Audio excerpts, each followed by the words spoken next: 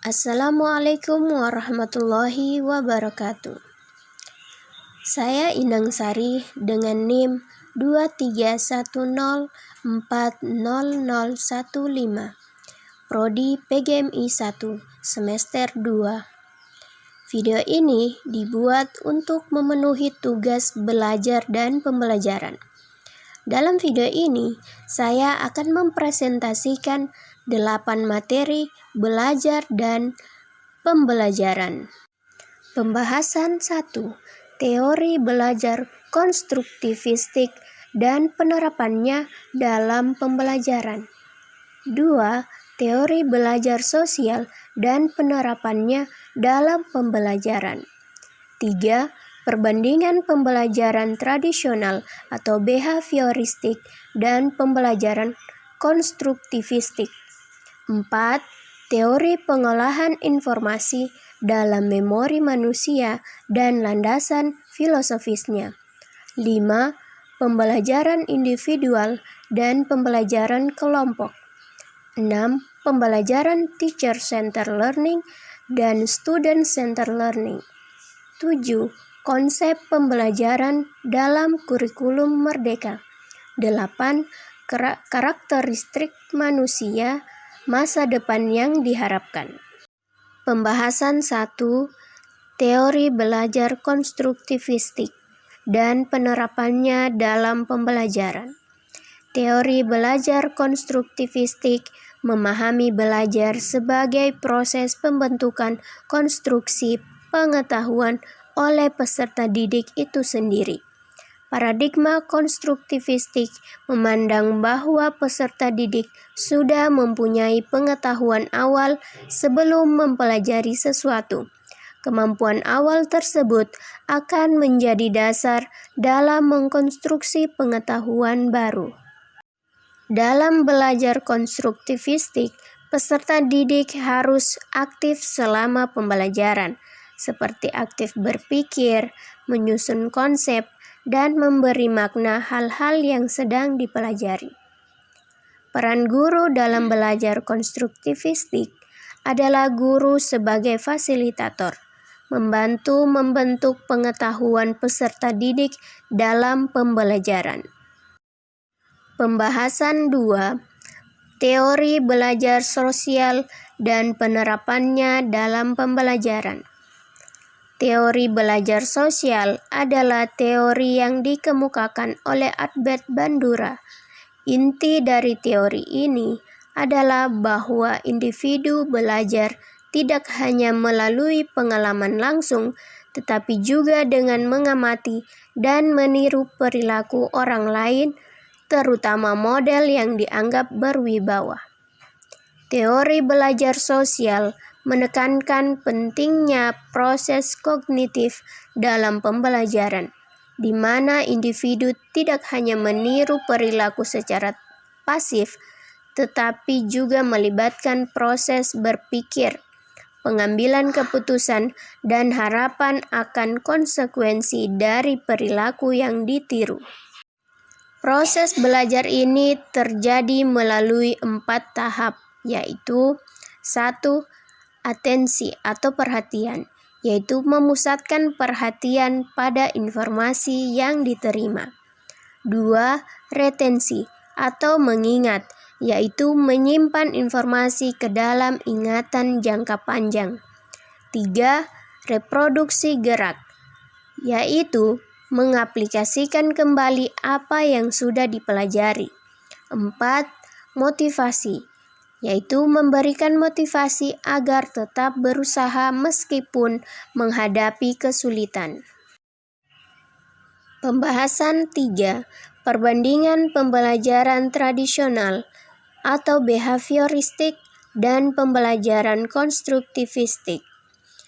Perbandingan pembelajaran tradisional atau behavioristik dan pembelajaran konstruktivistik yang utama antara keduanya adalah 1. Pembelajaran tradisional berfokus pada pengetahuan yang telah ditentukan sebelumnya, sedangkan pembelajaran konstruktivistik berfokus pada kemampuan peserta didik untuk mengkonstruksi pengetahuan. 2. Pembelajaran tradisional menggunakan metode instruktif, sedangkan pembelajaran konstruktivistik menggunakan metode discovery atau kolaboratif.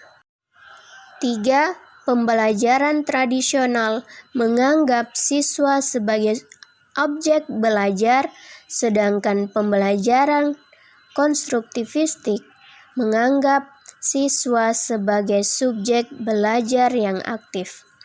Dalam praktiknya, pembelajaran konstruktivistik lebih fleksibel dan adaptif, memungkinkan siswa untuk berpikir kritis dan membuat keputusan sendiri.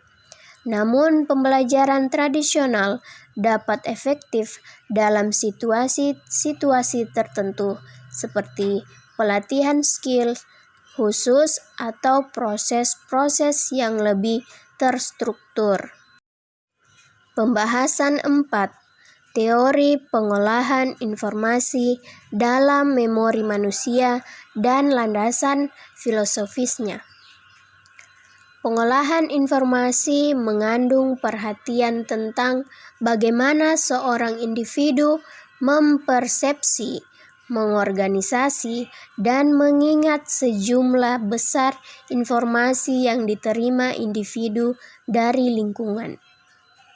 Model belajar pemrosesan informasi ini sering pula disebut model cognitive information processing, karena dalam proses belajar ini tersedia 3 taraf struktural sistem informasi, yaitu 1. Sensori atau intake register, yaitu informasi masuk ke sistem melalui sensory register, tetapi hanya disimpan untuk periode waktu terbatas. 2. Working memory, yaitu pengerjaan informasi berlangsung di working memory, dan di sini berlangsung berpikir yang sadar. 3. Long term memory atau ingatan, yaitu yang secara potensial tidak terbatas kapasitas isinya, sehingga mampu menampung seluruh informasi yang sudah dimiliki peserta didik. Landasan yang berhubungan dengan pengolahan informasi dan ingatan manusia, yaitu 1. Integrasi, yaitu proses pengolahan informasi dan penyimpanan sebuah memori manusia terjadi secara bersama-sama dan saling berkaitan antara informasi yang baru dengan yang sudah ada. 2. Kemampuan beradaptasi, yaitu mengolah dan mengingat informasi berdasarkan situasi dan kebutuhan. 3. Reduksi, yaitu menyederhanakan informasi sehingga mudah dipahami dan mudah diingat. 4. Sinkronisasi, yaitu proses berpikir dan berperilaku saling berkaitan. 5. Generalisasi, yaitu pengolahan informasi yang lebih umum dan lebih sederhana. Dalam konteks ini, pengolahan informasi dan ingatan manusia bersifat interaktif dan terus bergerak. Landasan yang dijelaskan tersebut membantu kita memahami bagaimana informasi diambil, diproses, dan disimpan dalam memori manusia, serta bagaimana proses pengolahan informasi dan memori manusia saling berkaitan dan mempengaruhi satu sama lain. Pembahasan 5. Pembelajaran individual dan pembelajaran kelompok.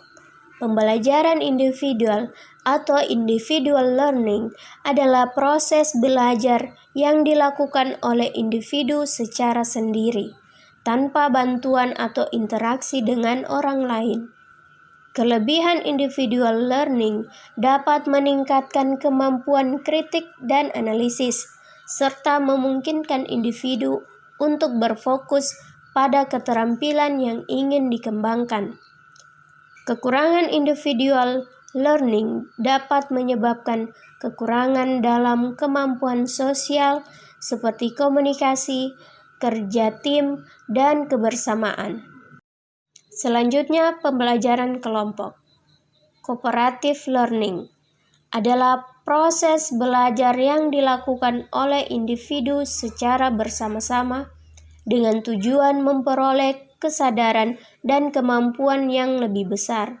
Kelebihan cooperative learning dapat meningkatkan kemampuan sosial seperti komunikasi, kerja tim, dan kebersamaan, serta memungkinkan individu untuk berbagi pengetahuan dan pengalaman. Kekurangan cooperative learning dapat menyebabkan konflik dan kebingungan jika tidak dilakukan dengan cara yang efektif. Pembahasan 6. Pembelajaran teacher-centered learning dan student-centered learning. Teacher-centered learning menekankan peran guru sebagai pemimpin dalam proses pembelajaran. Guru bertanggung jawab untuk merancang dan memberikan materi pembelajaran, serta memimpin aktivitas kelas. Teacher-centered learning cenderung melibatkan pengajaran yang terstruktur, di mana guru mengatur dan mengarahkan kegiatan pembelajaran.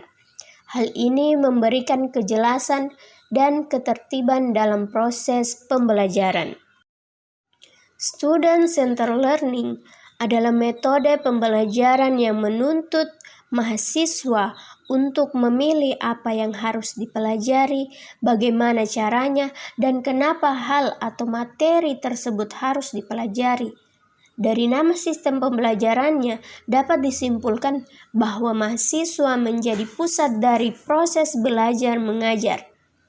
Karakteristik dari sistem pembelajaran dengan metode student-centered learning pada umumnya yaitu keaktifan mahasiswa dalam menggali informasi secara mandiri serta kemampuan mahasiswa dalam mengaitkan suatu informasi yang didampingi oleh seorang fasilitator.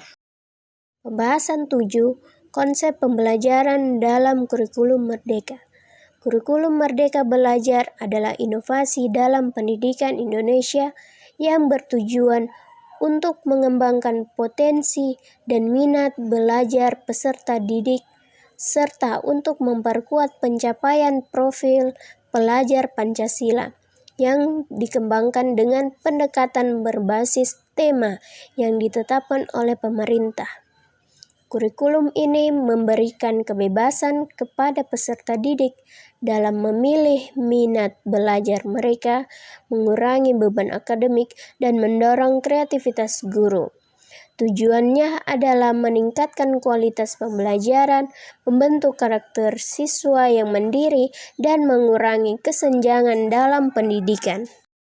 Kurikulum Merdeka Belajar adalah kurikulum yang memberikan keleluasaan kepada pendidik dan peserta didik dalam melaksanakan pembelajaran yang sesuai dengan kebutuhan dan lingkungan belajar mereka.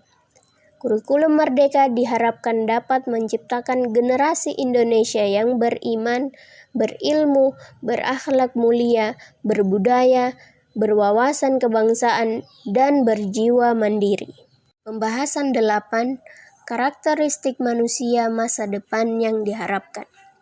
Karakteristik manusia masa depan merupakan suatu konsep yang memfokuskan pada sifat-sifat yang diharapkan dapat dimiliki oleh manusia pada masa depan. Pendidikan karakter harus ditanamkan sejak dini pada generasi bangsa, karena dengan begitu bangsa Indonesia dapat mencetak generasi emas yang unggul. Proses yang dapat dilakukan dalam pendidikan karakter yaitu 1. Belajar menghargai diri sendiri, 2. Mengenal dan mengendalikan diri sendiri, 3. Mempunyai jiwa kedisiplinan, 4. Belajar dari pengalaman, 5. Berhati-hati dalam menentukan suatu pilihan, 6. Menggali potensi diri. Dengan adanya penanaman pendidikan karakter pada setiap individu, diharapkan karakteristik yang ada pada manusia masa depan dapat terwujud dan sesuai dengan apa yang diinginkan. Terima kasih telah menonton video ini. Saya memohon maaf apabila ada materi yang keliru dalam pembahasan ini. Saya hanya manusia biasa, tidak luput dari kesalahan. Wassalamualaikum warahmatullahi wabarakatuh.